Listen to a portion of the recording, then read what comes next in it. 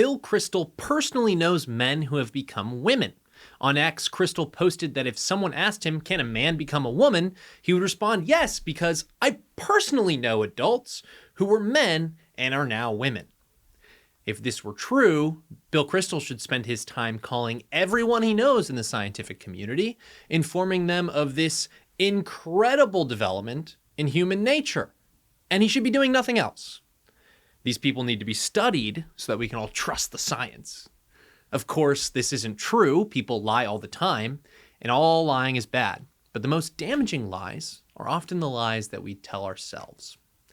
And it really makes you wonder the kind of company the godfather of neoconservatism, Bill Kristol, keeps. For 2 decades, he was one of the most powerful conservative voices in the world. And today, no one takes him seriously because he's conserved nothing, not even his own mind. Recently, a younger generation of conservatives see the example of Bill Kristol and ask themselves what this old guard of the conservative movement actually managed to conserve. And it's a legitimate question. Now, Dinesh D'Souza is a far more serious person than Bill Kristol. He's actually still conservative. He's thoughtful. He's willing to engage just about anyone in a debate. And he's been responding to this criticism levied by younger conservatives because he is of the opinion that the Reagan generation achieved a lot. Now, Dinesh has shared this perspective in a few videos as of late. The first was on his podcast, responding to this critique of younger conservatives on social media. And the second was in a recent debate with comedian, libertarian pundit, and podcast host Dave Smith.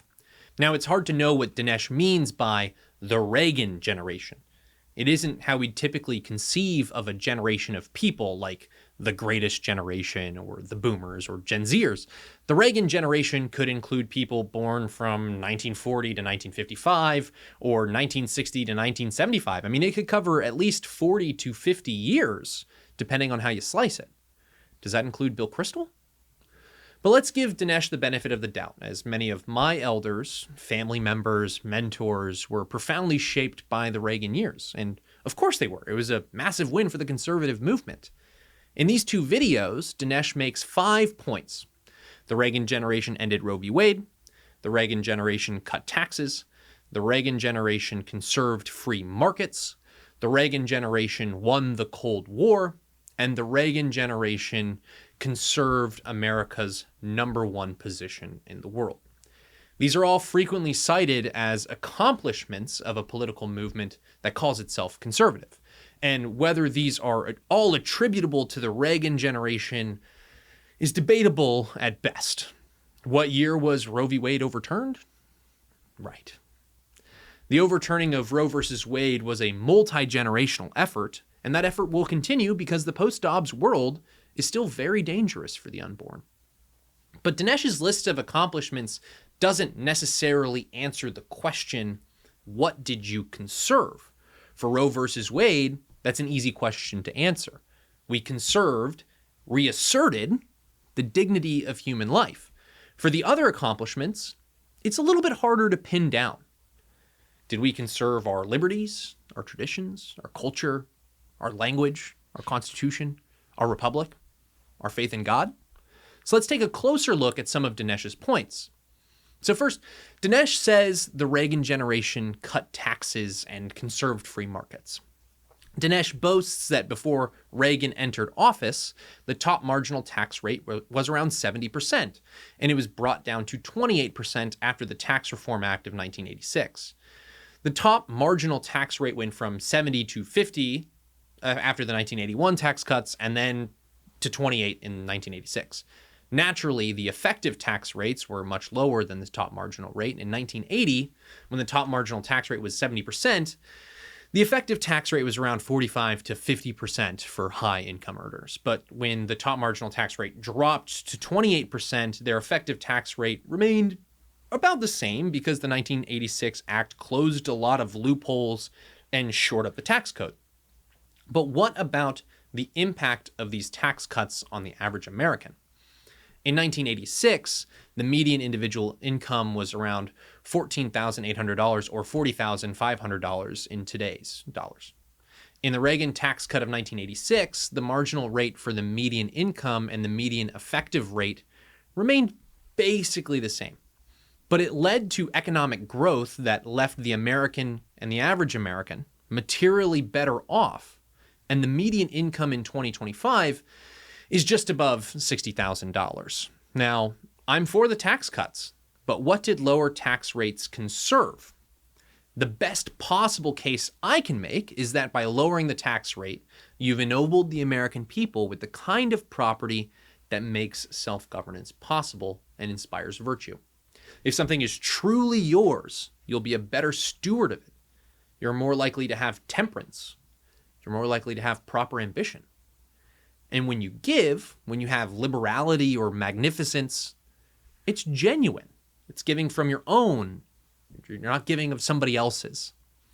But were the Reagan tax cuts world-changing victories? Did they actually lead to better stewardship? Over the Reagan years, the national debt more than doubled.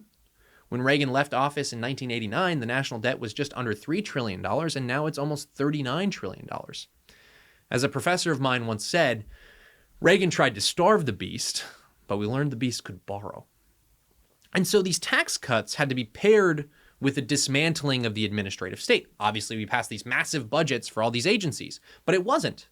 Let's take a look at the regulations, the red tape that's come out of the administrative state since the Reagan era.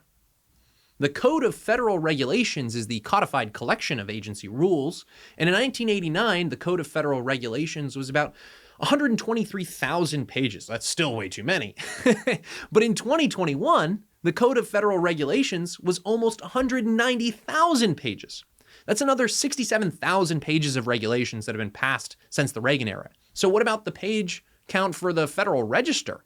This is another common measure of how many regulations are being created by unnamed, unelected, and oftentimes unsanctioned, in any meaningful reading of the law, bureaucrats. In the late 1980s, the annual Federal Register had about 50 to 55,000 pages. In recent years, it's been about double what it was back then, about 90,000 pages in 2023 and a record 107,000 pages in 2024. And the Trump administration has made some good progress slashing regulations. They actually have a rule that for every regulation they create, they have to eliminate 10. But of course, this massive deluge of regulations over the last 40 years has led to a weakening of property rights and a sense of propriety among the American population. The EPA agents have guns.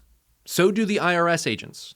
It's a totally alien form of government, totally anathema to our founding or its principles.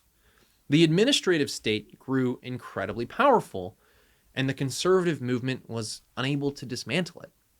They've laid the groundwork, but they were unable to dismantle it. But anyway, Dinesh says that the United States won the Cold War without a shot. Obviously, the idea that the Cold War was won without a shot is just untrue. Ask Korean War veterans or Vietnam veterans. And of course, we armed the Mujahideen in Afghanistan to bog down the Soviet occupation. And not to mention all the different Cold War engagements we had in our own hemisphere. There were all sorts of proxy wars during the Cold War era. What Dinesh means here is that the US and the USSR never directly fought a war against one another, and that is an accomplishment. And yes, Reagan's leadership at the end of the Cold War was essential. He exerted the proper pressure on the Soviet Union to lead to its collapse. But for the most part, the Soviet system collapsed under its own inconsistencies and its own incompetence. Couldn't keep up. We did win the Cold War, and thank God that we did, but have we conserved the things that we fought the Cold War to conserve? We fought the Cold War to keep the American system alive, but today it teeters on the brink. And we fought the Cold War to keep American tradition and American culture alive. What's happened in the years since the Cold War, however, has been the large-scale replacement of the American electorate through immigration. You might have missed it, but in January of 2025, a bombshell piece of news came out of all places, the Census Bureau. The Bureau's current population survey for January 2025 found that America's foreign-born population hit a record high of 53.3 million people. That is a record in percentage terms as well. Legal and illegal migrants made up at least 15.8% of the U.S. population. a full percentage point higher than the previous record set in 1910. 2 years before, in 2023, the Census Bureau projected that the foreign-born population would not hit 15.8% until the year 2042. This rapid demographic change actually started with the Reagan administration. The Immigration Reform and Control Act of 1986 granted legal status to certain unauthorized immigrants who had been living in the country continuously since before January 1st, 1982. And it offered a path to permanent residence, a green card, and eventually citizenship for those who qualified. Now, the Reagan administration agreed to this in exchange for tighter employer sanctions, which we all know how that worked out. And when is Congress going to pass E-Verify again? Anyway, an estimated 2.7 million people were legalized under this program, and common sense tells you that this was just going to invite more illegal and legal immigration. If you reward lawbreaking, you're going to get more of it. Just ask Tim Walz. Illegal immigrant encounters have been higher ever since Reagan's amnesty. Check out this graph, courtesy of Ann Coulter. This is just illegals. We've been letting in over 1 million legal immigrants into the country per year since the 1990s. And this is about the time that Bill Kristol was supreme leader of the neocons. Now, fixtures of the Reagan generation have since said that this amnesty was a mistake, that they should have never trusted the bargain Democrats offered, and the good conservatives in the Reagan generation and the generation that followed have worked to disrupt amnesty efforts as they pop up like every 5 years on Capitol Hill. But it was a common sense bargain from the first place. If you reward lawbreaking, you're probably going to get more of it. Now, sadly, we still have congressional Republicans floating an amnesty in Congress right now. Maria Salazar, a Republican representative from Florida, is pushing what's been named the Dignity Act. It's a 7-year program for citizenship for basically anyone here since before the Biden administration. But the Biden administration surge only really accounts for perhaps a third of the illegal immigrant population in the United States. So you've changed the people. Of course, you've changed the culture. You've changed the electorate. And you've done that so people like Maria Salazar can push the Dignity Act. And how about preserving our shared language? Well, in 1980, about 11% of people 5 and older spoke a language other than English at home. Recent data shows that that number has doubled. About 22% now speak a language other than English at home. And according to Pew Research Center, only about 50% of the immigrants we've let into the country since the Reagan amnesty are proficient in English. And that's probably overcounting, given how hard it is to track illegal immigrant data. But why am I talking about immigration when this started as a conversation about the Cold War? Well, it relates to the Cold War because we fought the Cold War to protect our national identity in Western civilization. And of course, it would have been much worse to lose the Cold War. But what have we done with being number one, as Dinesh says? Well, we squandered our national inheritance in a lot of ways, and our shared sense of national identity has declined. Foreign meddling has led to successive waves of migrants from all over the world. They've come to the United States in massive numbers because of how the, quote, Reagan generation squandered U.S. hegemony, and the 1986 amnesty was an inflection point in American history. But another reason we fought the Cold War was to keep our faith, to keep our Christian heritage. President Eisenhower and Congress added one nation under God to the Pledge of Allegiance in 1954 to create a contrast between the Christian nation of America and the atheism of the Soviet Union and communism. And according to Pew Research in 1986, Christians made up 80% of the adult population, and about 10% were religiously unaffiliated. Today, just over 60% of U.S. adults are Christians. Almost 30% are religious nuns. That's N-O-N-E-S, not N-U-N-S, sadly. If you break up the U.S. Christian population by different sects and then add religious nuns would be the second largest group behind non-evangelical, non-mainline Protestants. So when younger conservatives ask what older generations have conserved, this is what they're getting at. And they're asking conservative politicians what they're going to do to fix it. Now, the Trump administration has shut down the border. That's a good start, but Congress needs to codify everything Trump has done on the border so that it can't be reversed by a progressive president in the future. And deportations are happening, but probably not at the pace necessary to bring us back to even pre-Biden levels of illegal immigrants. And what are members of Congress doing to ennoble the people with property? Affordability is the biggest issue for young people right now. And in no place is it bigger than affording a home. Recently, President Trump has come out in favor of a number of different measures to try and lower housing costs, and other initiatives, I'm told, are on the way. One of the president's ideas, however, is a ban on large multi-billion-dollar financial institutions from buying up single-family homes. When a family is competing with BlackRock to buy a home, what hope do they have? And that's a question that Congressman Pat Harrigan has thought a lot about, and he's brought forward a proposal to get these institutional investors out of the housing market.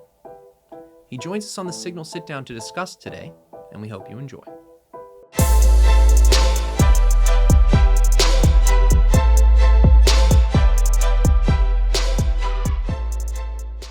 Thank you so much for tuning into the Signal Sitdown, but before we get to the interview, we'd love it if you'd hit that like and subscribe button on YouTube, Spotify, or wherever you may be joining us. And please remember to give us a 5-star review because we love your feedback. Remember, it's your government, and together we'll expose how it really works and how to affect real change. Without further ado, here's the interview. Congressman Pat Harrigan, welcome back to the Signal Sitdown. Hey, thanks for having me. Always great to be with you guys. Well, thanks for coming in. Yeah. And we're having you in today because some pretty shocking news that hasn't gotten a lot of headlines, which is the first-time home buyer. The average age of the first-time home buyer in the United States of America has hit 40. Yep. In 1980, it was 28. Yep. And now it is 40. Yes. The president has said he wants to take some aggressive actions in trying to right the housing market and make it more accessible for families. First, your reaction to the way the housing market has changed over time. How do we go from 28-year-olds buying homes to 40-year-olds buying homes? Well, it's a great question, and it's something that we need to find answers to up here in Washington. And I think the president is right to point this out culturally, right? He's called for a ban on institutional investors of purchasing homes. I don't know that we can get to an outright ban. I don't know that we should get to an outright ban, but I do think that it's a problem, and we've got to look at the history of this. And my dad ridicules me all the time. I complain about high interest rates and its ability to, prevent me from getting the exact home that I want, this, that, or the other. And he's like, Pat, you don't even know what high interest rates are. He said, my first house was 15%. So he's buying this house in the early 80s. Yeah. And I'm like, Dad, yeah, your interest rate might have been 15%, but your house was also $26,000. Yeah. Now we're talking about, massive increase in housing costs partnered with those high interest rates. Like in this country, you can either have high interest rates or you can have high home prices. You can't have both. And we've been in a sustained period of both now, at least since COVID, with kind of no end in sight, right? We've had this appreciation in our home values. Those don't look like they're going to go down. It looks like they've stabilized at least a little bit. But without a significant surge in middle-class income, if you're not in a house, fundamentally, come COVID time, you might have a really hard time getting into one. And homeownership is the traditional middle-class wealth driver in this country, and it's something we absolutely need to protect. And you mentioned it's not just a market problem; it's a cultural problem too, right? That there is an element to give folks like your dad credit, perhaps. Like there is an element of people in my generation, in the millennial generation, kind of pushing the bigger, more important life decisions down the road, right? Yeah. They're delaying having children, in part because of financial realities, but also in part because of preferences and choices that they're making in their individual lives. Yep. Talk about the cultural problem and talk about what Washington or folks in politics can do to address those cultural problems. Well, I think if you look right now at statistics, 30% of those 35 and under own a home. Now, a generation ago, that number was 60%. And so that also kind of coincides with that time difference between, and it was 28 a couple decades ago, and now it's 40. The compound impact that has on somebody's wealth between 28, making that initial investment and starting to build that wealth, and 40 is astronomical when they get into their 60s, 70s, and 80s. They're losing that head start, right? I had several kids that we hired in our company right as COVID was starting. And, they came into some pretty nice jobs, $65,000, $70,000, $75,000 jobs. And I'd counsel each one and I say, hey, look, you got low interest rates right now, go buy a home. Like, we have historically low interest rates. And what did every single one of them do? They went out and bought brand new cars, right? Brand new Charger, brand new Mustang. And then COVID kind of materialized and, housing prices went up. Everybody's like, oh, we're stuck at home. We might as well have the best home we possibly can be stuck in, right? For a while. And that just kind of started the housing boom. And about a year and a half later, they all came and talked to me in different times and in different ways. But they all basically said, are you in the market for a Mustang? Well, yeah. I mean, they basically said, Pat, we should have listened to you, right? We should have gone out and bought a home because now we can't. Mm-hmm. And I think that's what most people don't understand is actually going on. Like Timmy that's stuck in his mom and dad's basement, who's now 35, maybe a generation ago, we would have said, well, Timmy's lazy. He's not a self-starter. He's not willing to go out and make something of himself. And now today, the reality is Timmy might actually be stuck in his parents' house because the economics don't work, not because he actually wants to be there. Mm-hmm. That's not an America that I want my kids growing up into. It is the America that we're dealing with, that many within, the 20 to 35 to 40-year-old range right now, they are dealing with that. So Washington does need to do something structurally. I believe the president is onto something here, and it's actually something that we were tracking, before I even came into office. But it's something that we've been working on since last March, which is why we were able to actually put the bill down the exact same day that the president made his comments. And that bill is the Families First Housing Act. That's correct. This is for folks who have followed my work for a long time, I have been very worked up at points in my writing career over the fact that BlackRock and other institutional investors have come in and distorted housing prices, distorted housing markets, and in particular localities, right? In new developments in Texas. Sure. This story happens over and over again all across the country. And when the first-time home buyer is competing with an institutional investor to buy their first home, who do you think is going to win out in the end? Yeah. It's not a mystery. It's not a mystery. No. And so tell us how the institutional investors have kind of distorted the housing market. You've said the president wants a complete ban. I don't know if we can get there, and I don't know if that's desirable, but something needs to be done about this. Yeah, and I think it's a different circumstance today than it was back in the Great Recession. And I think we would be wise to have the totality of that timeline within our conversation. And so during the Great Recession, you had middle class, losing their rear ends because they were getting underwater on their houses. So you had both the Bush administration and the Obama administration as that kind of timeline shifted from one to the other.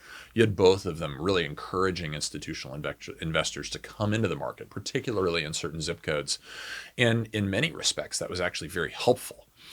Because it actually propped up and helped to stabilize market prices and probably prevented a lot of middle-class Americans from getting kicked out of their homes, honestly. But there was also kind of a cultural understanding that as soon as the market stabilized, they were supposed to divest of those investments. And instead, they liked the appreciation. They liked the revenue coming in from it. And when you amass enough homes in a certain zip code, you actually start kind of controlling the market a little bit. And so they actually bought more. So at the end of the Great Recession, there was about 100,000 homes that were owned by institutional investors. Before that, it was really very, very low. Today, by some accounts, it's almost 750,000 homes across the country. So they've not only doubled down, they've tripled down, quadrupled down, and this is something that's growing. So just in my state of North Carolina, in Charlotte, 18% of the single-family homes on the rental market are institutionally owned. now. 18%. Yeah, and that's not people that, and I want to be really clear, like that's not people that own, a couple rental homes on the side. Like I have that. It's not people that even own 100 rental homes on the side. We're talking about multi-billion-dollar portfolios that are invested in the institutional level investor to categorize this properly. So I think we've got to be very clear about what we're talking about here, because we don't want to impact free market forces. We also don't want to take away from the goodness that can exist within institutional home buying. But I do think we can all recognize it's now gotten to a point where it is crowding out middle-class home buyers, particularly in certain zip codes across the country that are more popular than others. That is having a very negative impact on the wealth building trajectory of our middle class. That is something culturally that we all can recognize. And I think you said it earlier, but something that Republicans, Democrats, Independents can all agree on is that when you're going out to buy a house, you shouldn't be competing against the company that's managing your 401k. Wow, 18% of those rental properties owned by institutional investors. Yeah. I mean, and it just brings to mind a personal story for me, which is my wife and I have been very lucky to, when we're just starting out, to have connections in the community where friends of parents own a rental property and they're willing to give it to us for a really fair price because they want us to someday be in their shoes. Yeah. They want us to save money, buy a home, eventually move into a bigger home, buy other properties, and pay that forward, right? It just changes the dynamics in a community when people get addicted to that type of profit incentive, where you might do this with your rental properties. You're not trying to gouge the young family who's living in that property. You want nothing more than that young family to go and own a home. Right. And it just completely changes not only the economics of the situation, it changes the cultural dynamics. You're not going to be able to really have a conversation with BlackRock when you say, hey, I'm really trying to make sure that next year our rent payment doesn't go up a ton. Yeah. I know it's your right to raise it on me. I'm really trying to make sure that doesn't happen because we're so close to that down payment. Yes. Is there any way that you can help me out? Yep. And the community member says yes. Yeah. The institutional investor, good luck getting a real human being on the phone. Yeah. The other thing, you mentioned this fictitious character named Timmy, right. living in the basement. He's 35 Yeah. years old, and back in the 1980s, you would assume that he has no drive. Today, there's more questions about, as you said, if the economics are working for him. Yeah. First, what does homeownership mean in particular for young men and for men? Means I freedom. think it's Means huge. freedom and independence, right? And I look at my trajectory coming out of West Point. I went into the Army, right? So I'm not making a ton of money. I get stationed in Alaska, but I was able to buy a nice home. I just was. 3-bedroom igloo. Right? Yeah.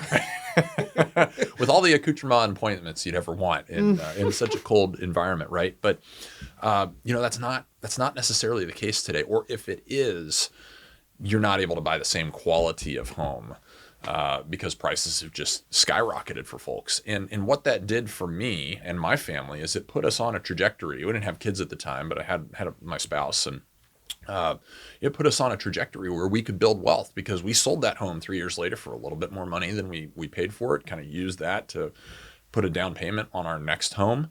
And we've now done that a couple times as we've moved across, taken different business opportunities, got out of the military. And now we're in an incredible home that honestly is probably something that we could stay in for the next 30 years. We live on a lake. We've got a nice piece of property. Like, it's a great place to raise our kids. It's the American dream, but that wouldn't have happened if that first house didn't happen. And so the longer that you delay somebody from getting into that first house, the longer you delay their wealth building trajectory towards actually putting themselves in a very solid, fiscally responsible position, which is where you want the middle class to be able to get to. If they can't get there, then they're just going to be renting for the rest of their lives, or for a significant extended portion of their lives that generations past spent that time building wealth, which again, compound interest is a real thing. You are really, really taking away from their wealth building potential once they get into retirement age, where they ought to have that little nest egg, but somebody else got the first 10 or 12 years of that nest egg as they were starting to build it from 28 to 40. That doesn't put the middle class in a great position. We need to culturally understand that that's a problem, and we need to set the conditions for that to be corrected. And Washington does have a role to play there, but I would caution as to exactly how far the hands of Washington get into that market. But I think we've got to have a cultural reset, and the president's absolutely onto something there. You said it means freedom for a young man. Yeah. And I can't help but think, what was the thing that all the guys that you hired bought in the pre-COVID world? They all bought cars. Yeah. And cars, I mean, that is the traditional large purchase that is equated with freedom. Yes. But you're actually saying it's a home. Yes. Of course, the car can mean that. Yeah. It means that when you're 16, that's for darn sure.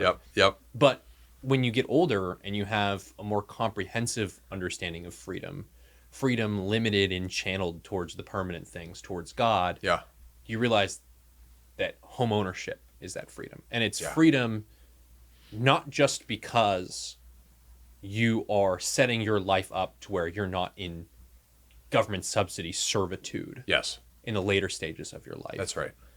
But right off the jump, you're encouraged to be a steward of that. It is yours. And it is this property that ennobles you and makes you somebody who can self-govern. And like, we talk about this a lot in the conservative movement. What does it mean to have a permanent renter class that doesn't actually own anything? What does that mean for our politics? And so I guess I'll ask that question for you. What do you think an ownerless society in the long run would mean for American politics, for the republic? I think it would crush the American culture, that spirit of individualism that we have, that spirit of pride, that spirit of owning your own outcomes, right? It's not just about assets and accumulating things. It is about having the freedom that comes with that. That's what's so attractive about the American dream, right? The traditional white picket fence, it's yours, the family, the kids. If you are, instead of building your own wealth, you're giving that money to somebody else. And that's not to say that there isn't a role for all of that in our society. There absolutely is. Like, we should be pro-apartment, we should be pro, because there's a stage of life for everything. But if we are intentionally crafting policies or abusing policies the way that they're designed to be executed, and we're doing something in a different way because we're chasing a profit motive, that's not always culturally acceptable. And we've got to understand that if we're delaying that trajectory for somebody by 10, 12, 20 years, whatever it might be, that we're having a significant impact on their ability to build wealth in their life, which means we're having a significant impact on their ability to stand on their own 2 feet. We are increasing the chance that they're going to be on some sort of government subsidization in the future. And I think we've all got to be cognizant of that. Mm-hmm. And of course, what happens when you create a politics dominated by government subsidy? Well, you get what's happening in Minnesota right now. Yeah. You get what's happening in New York right now. Right. Like, you get what's happening in my home state of California. Yes. Time and time and time again. It is the Democrats and liberals' best shot at regime change, in my opinion, is to just keep the clock running. Yeah. And let people fall into rent and debt and permanent government subsidy servitude. And that's what a financial picture in your life of living month to month ensures. Mm-hmm. And we've got to allow people, by setting conditions, proper conditions in this country. It doesn't mean we guarantee outcomes. That's not government's responsibility, but we should set conditions to allow people to continue to progress in life. And if we stack the cards against them because we abuse the system, we do things differently than it was originally intended, we start maneuvering away from the things that we hold and have traditionally held dear as a culture, what's important for a middle class, in favor of strictly a profit motive, then I think we do a tremendous disservice for our country. So you mentioned the president has talked about hammers. And your bill is a little bit more of a scalpel. And of course, that big hammer creates a lot of space for Congress, right? This is a classic Trump negotiating tactic. Yeah. He's going to create a lot of space for you guys to have a lot of latitude, have these debates, figure out what policies can actually make sure the home markets are working as intended, which is to get people into homes, real people into homes. Well, I think it's important to talk about what our bill specifically does. Please right? do. And that's that scalpel exactly my versus question. that hammer, because, you know, I looked at this and I said, okay, hey, I see a lot of constitutionality issues with this. And so we want to narrowly tailor this to get to a point where we don't think it's unconstitutional, gets thrown out by the courts, you know, at some point later down the road. And what we settled on, because we've been working on this since last March, so, you know, almost a year ago now, is we settled on, okay, if you have a home that's in the possession of the federal government for one way or another, either it's FHA, it's Fannie, Freddie, you know, whatever it might be, there's 5 different government agencies that for whatever reason could possess a single family home or a multifamily unit, that sort of a thing, that as they dispose of those homes through the auction process, they have to provide a 180-day first look to non-institutional investors. And again, those non-institutional investors are fairly narrowly defined to effectively ultra high worth, you know, significant multi-billion-dollar investment funds, right? We're not talking about somebody that's got 35 rental homes.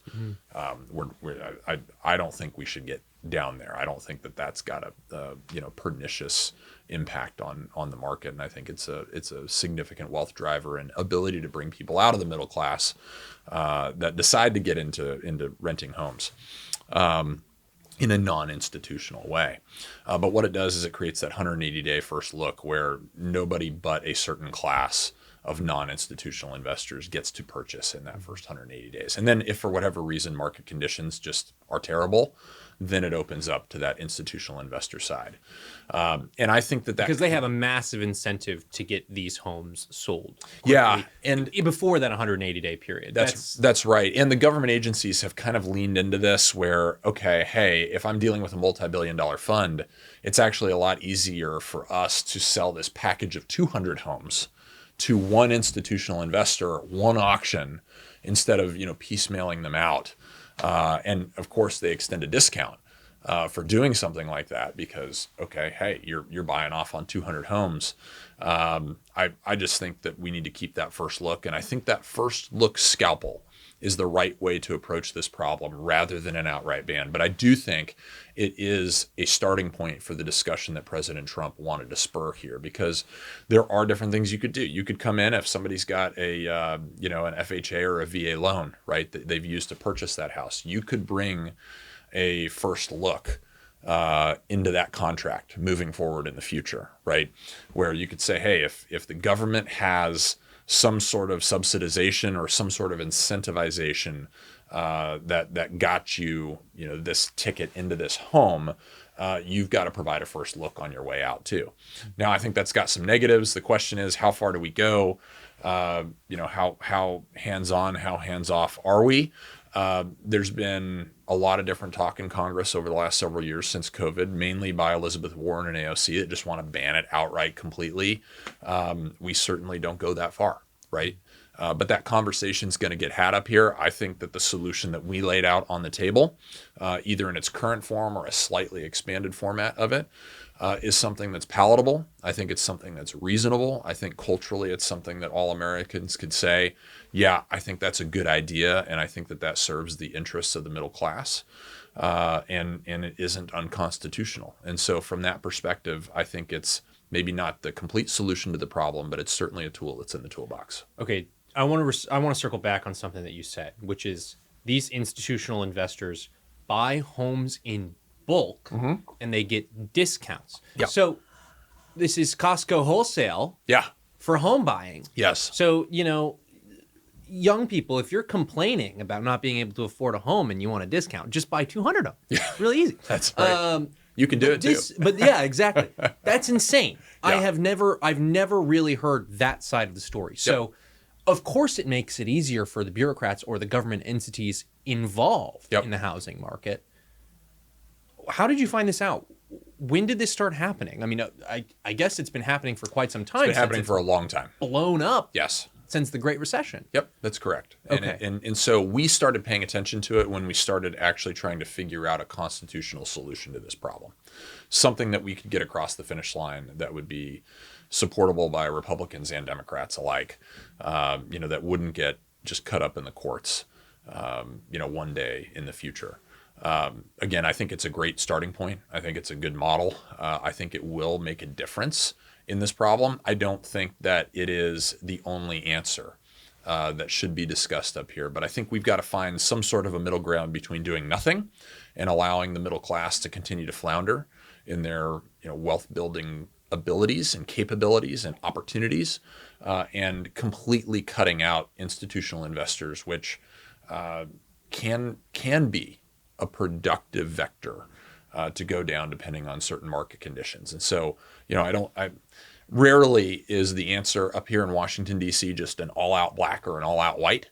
And I think that this is certainly one of those circumstances that we've just got to have, and I want to have, and I think the president wants Congress to have a very robust and thorough discussion about what this should look like. Well, and I mean, if this Congress and this president can make home buying great again, can make housing affordable for middle-class families, I mean, that'll be his legacy. Yeah. That will be your guys' legacy, because we talk about the legacy of the Congress in the 90s. Yep. It was welfare reform. We talk about the legacy of that Democrat Congress in the Obama administration. It was Obamacare. Yeah. These are the good legacies and the bad legacies. It's not going to be Venezuela or Greenland or a strike on Iran or whatever. Like, if you can make homes affordable for the American family again, yes, that will be an incredible legacy. And so, last question for you, Congressman. Mm-hmm. You said that there's some appetite. You said that there might be some Democrats who'd be interested in this. I think we can all agree on the direction that we want to head, which is affordable homes for American families. Yeah. Can this actually happen? Can Yes. this be the legacy? Yes, it can happen. And I'll tell you why. Because we crafted this bill. My co-author was actually Josh Riley from New York. New York Democrat. He's actually somebody that I can pretty much all the time see eye to eye with, because he's also 6'7". So he and I see eye to eye all the time, even if we don't see eye to eye on politics. But he and I both have a heart for the middle class, and he's kind of one of those kind of old school blue dog Democrats, young guy just like me, but he won in a Trump +1 district as a Democrat. So he's obviously got some appeal on the right hand side of the aisle that got him across the finish line. So he can see things from a similar value perspective that we can on the Republican side. And I have a heart for the middle class because I came out of a double wide trailer. I mean, that was where I really got my start. And I started a firearms business where I got debanked by everybody that I worked with, couldn't get a loan.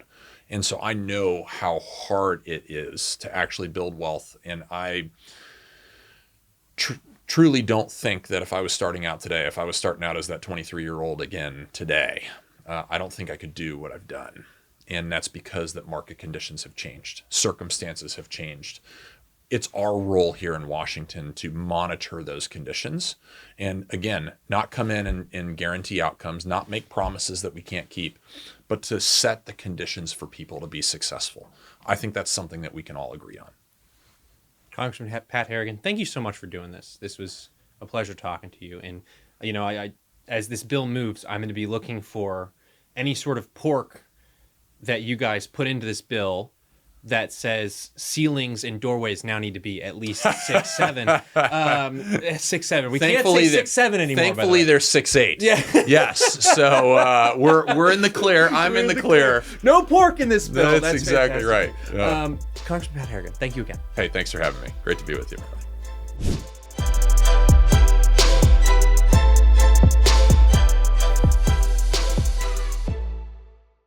Thank you so much for tuning into the Signal Sitdown. Before you go, be sure to hit like and subscribe on YouTube, Spotify, or wherever you may be joining us. And please remember to give us a 5-star review. We not only love your feedback, but it really does help the show. Remember, it's your government, and together we'll expose how it really works. See you next time.